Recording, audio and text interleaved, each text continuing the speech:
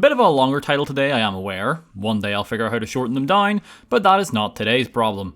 This challenge itself presented more than enough of those. So, let's see, can you beat Fallout New Vegas with only hollowed out rock items?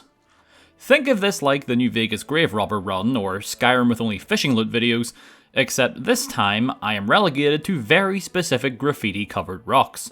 Unlike the graves or fishing, I couldn't really find a concrete list of all the items possibly inside the rocks, so I'm going in blind this time. I did make a list of every hollowed out rock in the game though.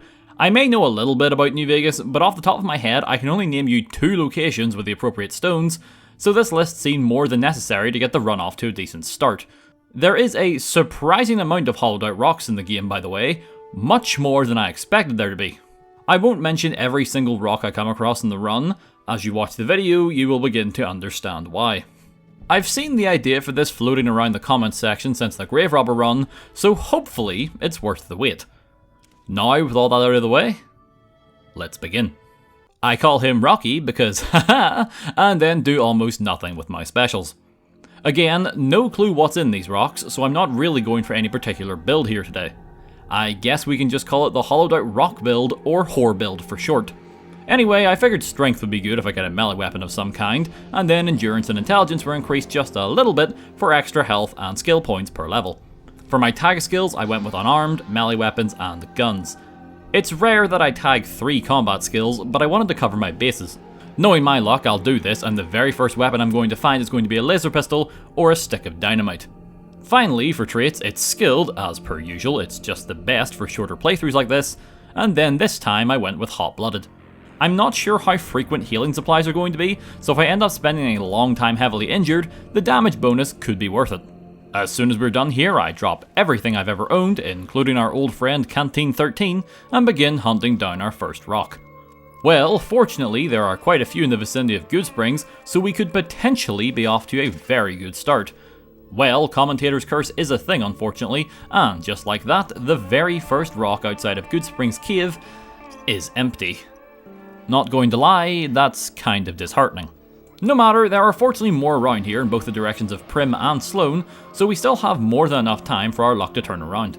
The memorial just outside of town is going to be our next stop, which, funny enough, was one of the better locations during the Grave Robber run.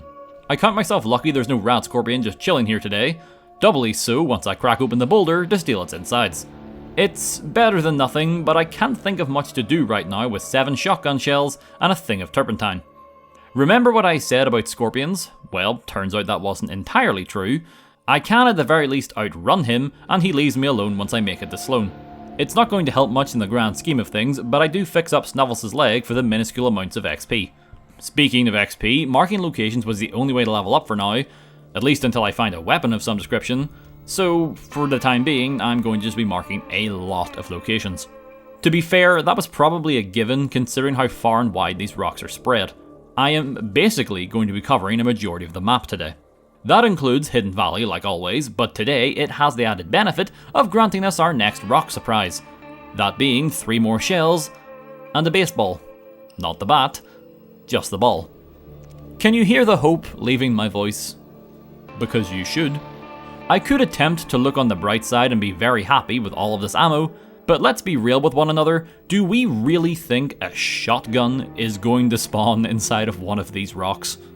Well, I don't have much choice but to keep pushing on, and seeing how I'm in Hidden Valley, I take the short jog to Neil's shack as it's a free bed and therefore some of the only healing I can take, and then from there I pass through the shortcut, all the while disarming the bear traps, and then it's onwards to Vault 11.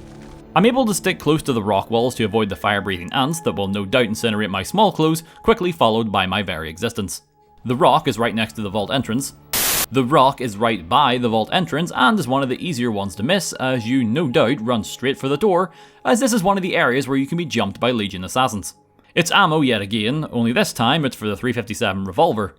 Silly New Vegas, the easy Pete run was last week. Please give me a weapon. Honestly, it's times like this I wish I could just channel my inner Colonel Volgin and just use the bullets I've gathered as makeshift knuckle dusters. That would certainly give the nearby ants something to think about.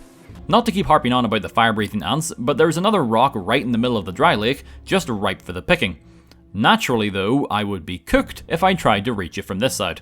It's not a huge deal, I can just keep following the nearby unopenable rocks until I reach the substation. From there I can swing past Helios 1, grab another rock with a grand total of fuck all in it, and then be in a better position to loot the dry lake boulder. It took me a moment to recognise where it was, as the hollowed out rock model was essentially just glued onto the side of a normal rock.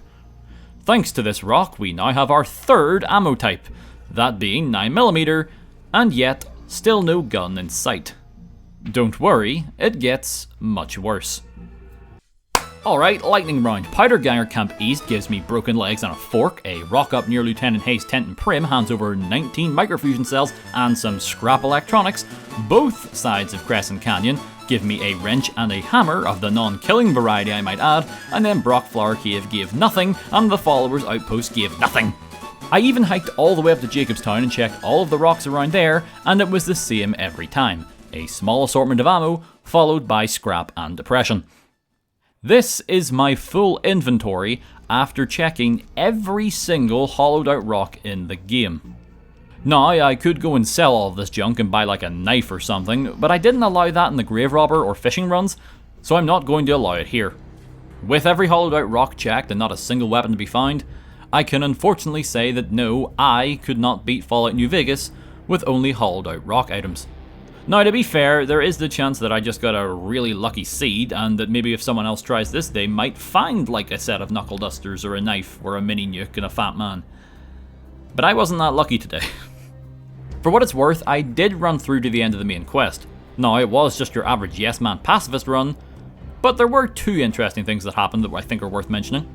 The first of which was a glitch I had never seen before, where Jessup just wouldn't speak to me at all after the opening dialogue, meaning I had to let the NCRs just deal with him another way. And secondly, after I talked down the legate at the end, one of his men replicated what people tend to say when you tell them you skipped the final fight with speech. Degenerate. In the end, I expected this to be a short run, granted, not this short, and for many different reasons.